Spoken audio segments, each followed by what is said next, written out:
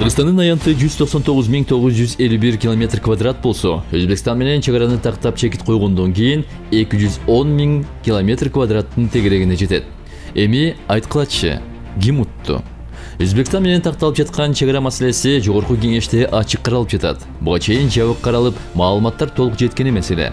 Ага байланыштуу айрым саясий топтор элге туура эмес маалыматтарды таратып, жерлерибизди сатып жибериптир деген ушактар эл аралап кеткен. Бүгүнкү ачык талкуулоо документтердеги далилдерден кийин эмнелер белгилүү болду? Мен тизмектеп берейин.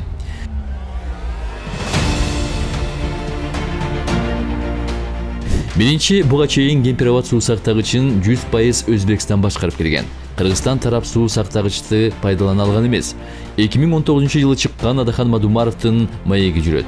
Биз суу сактагычтын жээгине бара албайбыз. Балык кармаганы баргандарды өзбектер кармап кетет.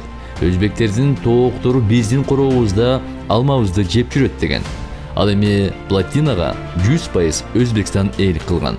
Мындан ары насос аркылуу суу тартып айыл чарба тармагына пайдалансак болот. Жээгинде ээн эркин балык кармап, кайык менен сейилдеп жана башка муктаждыктар болсо, сууну каалагандай колдонууга болот. Эки тараптуу келишим боюнча суунун жээги зым менен тосулбайт, ачык болот. Плотинага Кыргызстан менен Өзбекстан тең-метең ээлик кылып, башкаруу 50-50 болот. Экинчиси, 1965-жылдагы документтер боюнча суунун горизонтали 908 деп бекитилген. Мындан 5731 гектар жер тилкеси суу астында калган. Мындан ары суунун деңгээли 900 горизонталдан ашпай турганы келишимде так көрсөтүлдү. Мында максимум 4485 гектар жерде суу ээлейт. Мындан 4127 гектар сууну басып жаткан жер үчүн Өзбекстан 1965-жылы эле Кыргызстан тарапка өз жерлерин берген. Ал кайсы жерлер, ага кайсы айылдар түшкөнү тууралуу тизмени жазып берем.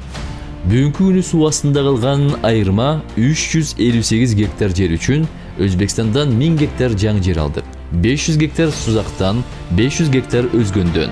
Мындан тышкары суунун горизонту 908-ден 900-гө түшкөндө суу сактагычтын айлана тегерегинен 1246 гектар жер аянты бошойт. Бул жерлер дагы Кыргызстанга өтөт. Өзбекстан Кемпироваттагы суу басып жаткан 4127 гектар жер үчүн 1965-жылы берген жерлерге биздин кайсы айылдар түшкөн? Кадамжай районунун Көктала айылы 758 гектар жерге курулган. Пылдырак айылы 255 гектар жерге урулган. Араван районунун Найман айылы 148 гектар жерге урулган. Нокен районунун Достук айылы 1088 гектар жерге урулган. Аксынын аэропорту жана башка объектилер 446 гектар жерге курулган. Жетиген айылы 75 гектар жерге, Падыша Ата сайы 5 гектар жерде ээлеп турат. Карадөб айылы 45 гектар жерде ээлеп турат. Алабукадагы Ажек тоо участогу жалпы аянты 1307 гектар жерде турат. Ошентип 1965-жылы Өзбек тарап берген 4127 гектар жерге жогорудагы айылдарыбыз отурукташкан. Бул боюнча архивдик жана тарыхый документтер депутаттарга берилип, алардын алдында папкада турат. Дагы бир маанилүү жана көңүл бура турган жагдай, Союз чачырагандан бери бүгүнкү күнгө чейин такталбаган талаш жерлердин канчасы бизге өткөндүгү боюнча маалымат берилди. Кунт коюп окуп чыгыңыздар. Арасында 2017-жылы Атамбаевдин колу менен Өзбекстанга толугу менен өтүп кеткен, мыйзамдуу бекип калган жерлер кайра кайтарылды. Дагы бир көңүл бура турган далил, көпчүлүк талаш жерлер архивдик жана башка материалдарга ылайык Өзбекстандын картасында тургандыгын унутпашыбыз керек. Ал документтер турат. Көксерек айылынын жанынан 105 гектар жер бизге өттү. Баястан айылынан 212 гектар жер бизге өттү. Карабелес айылынан 25 гектар жерди кайра кайтарып алдык. Бул жер 2017-жылы 5-сентябрдагы келишим менен Өзбекстанга өтүп, Алмазбек Атамбаевдин колу менен бекитилип калган. Бул жерди дагы кайра кайтарып алдык. Кара суудан 100 гектар жер бизге өттү. Алабука районунда жайгашкан Гавасай участогунан 12849 гектар жер аянты Кыргызстанга өттү. Бул жайлоо 1965-жылы ошол кездеги жетекчилердин колу менен Өзбекстанга өтүп кеткен. Бүгүн кайра кайтарып алдык. Унгартоо бизге өттү, 35 гектар.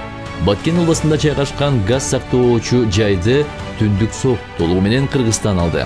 Азыр биздин энергетика министрлигинин балансына өттү. Урматтуу туугандар, мындай келишимге жетүү оңойго турбаса керек. Бул өлкө башчыбыз Садыр Жапаровдун, УКМК төрагасы Камчыбек Ташиевдин жана жалпы бүгүнкү бийликтин командасынын эмгегинин үзүрү.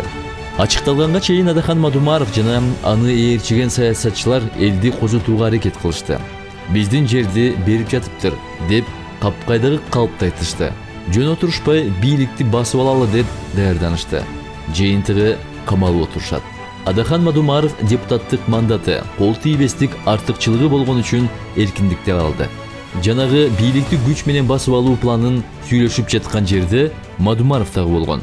Сүйлөшүүдө үнү чыгып жатат. Чогулалы, киши топтойлу, алып келели дегендерди ай азамат ап бара келди деп шыкактап. Тегерегиндегилерди мыйзамсыз аракеттерге түртүп, каматып коюп, өзү бети кызарбай жүрөт. Өзгөнгө барып алып, маалыматы жок карапайым элге түрдүү ушактарды жеткирип, аларды мыйзамсыз аракеттерге шыкактап козутууда. Ансыз дагы бир тобун каматты. Эми карапайым элдин убалына калбасы болду. Өзбекстандын эли бул келишимге нааразы болуп жатышат. Социалдык байланыш тармактарында Кыргыздын бийлиги эли менен кеңешет экен. Биздики кеңешпей туруп жерибиздин баарын кыргыздарга берип салды. Өзбек болуп уктап, эртең менен кыргыз болуп ойгонобузбу деп жазып жатышат. Ошондуктан бул келишимде Кыргызстан утту деп айтсак болот.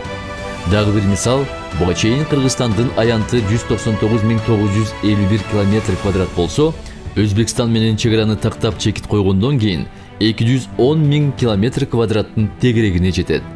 Эми айткылачы, ким утту?